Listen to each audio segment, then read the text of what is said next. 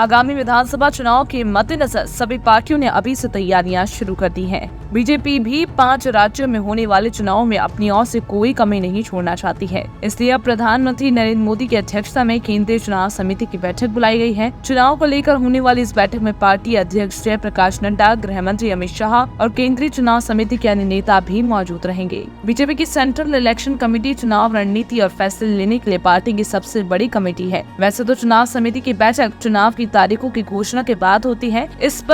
इस बार बीजेपी पहले ही तैयारी में लग गई है, क्योंकि राजस्थान और छत्तीसगढ़ में कांग्रेस की सरकारें हैं। मध्य प्रदेश में पार्टी को कठिन संघर्ष करना पड़ेगा। कर्नाटक में मिली हार के बाद बीजेपी दूध का जला छाछ भी फूंक कर पीना चाहती है। सूत्रों के मुताबिक बैठक में पार्टी चुनावी रणनीति के अलावा कांग्रेस के चुनावी वादों को लेकर भी मंथन हो सकता है। कर्नाटक चुनाव में कांग्रेस ने जनता को गारंटी देने का वादा किया था, जो बहुत हद तक कारगर साबित हुआ। अब बीजेपी इसी का काट खोजने में लगी हुई है। कर्नाटक विधानसभा चुनाव में जीतकर कांग्रेस राष्ट्रीय स्तर पर भी बहुत हद तक मजबूत होकर उभरी है। साथ ही साथ गठबंधन में उसका कद भी बढ़ा है। इसके बाद विरोधी दलों ने एक साथ मिलकर महागठबंधन इंडिया बनाया है, जो कि 2024 लोकसभा चुनाव में बीजेपी को मात देगा। इस महागठबंधन इंडिया का नाम एनडीए सरकार ने घमंडिया गठबंधन रखा है। आपको बता दें कि अगर आगामी विधानसभा चुनाव में इंडिया गठबंधन चुनाव में सफल होता है तो निश्चित रूप से कांग्रेस के लिए संजीवनी का काम करेगा, क्योंकि सभी गठबंधन के मिलाकर ही सबसे बड़ा अगर कोई पार्टी है इस गठबंधन में तो वो है कांग्रेस की पार्टी। ऐसे में बीजेपी के लिए अभी से सक्रिय होना लाजमी है और बीजेपी के क्षेत्रों में गहमा गहमी होना भी लाजमी है। ऐसे में कैबिनेट